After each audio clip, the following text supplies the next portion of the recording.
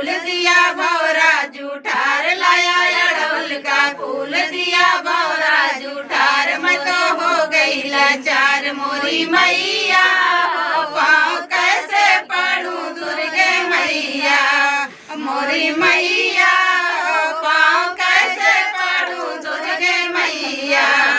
नीचे यमुना का धार ऊपर मंदिर तोहार नीचे यमुना का धार ऊपर मंदिर तोहार मोरी मैया पाँव कैसे पढ़ूं दुर्गे मैया पाँव कैसे पढ़ूं दुर्गे मैया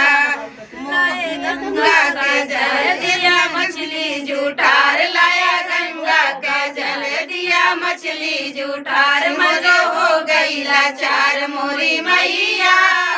पाँव कैसे पढ़ूं दुर्गे मैया मोरी मैया पाँव कैसे पढ़ूं दुर्गे मैया नीचे यमुना का धार ऊपर मंदिर तोहार नीचे यमुना का धार ऊपर मंदिर तोहार मोरी मैया पाँव कैसे पढ़ूं दुर्गे मैया पाँव कैसे पढ़ूं दुर्गे मैया गैया का दूध लाया गैया का दूध लिया बछड़ा जूठार लाया गैया का दूध दिया बछड़ा जूठार मोरी मैया चार मोरी मैया पाँव कैसे खड़ूं दुर्गे मैया मोरी मैया पाँव कैसे खड़ूं दुर्गे मैया नीचे यमुना का धार ऊपर मंदिर तोहार नीचे यमुना का धार ऊपर मंदिर तोहार मोरी मैया पाँव कैसे पढ़ूं दुर्गे मैया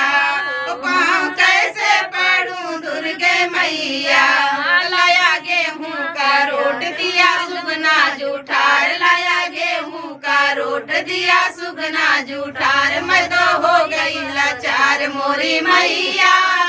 पाँव कैसे पढ़ूं दुर्गे मैया मोरी मैया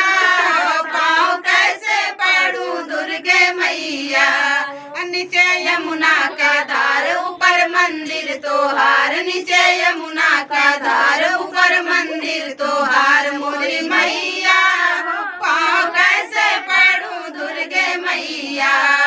पाँव कैसे पढ़ूं दुर्गे मैया। जय माता जी।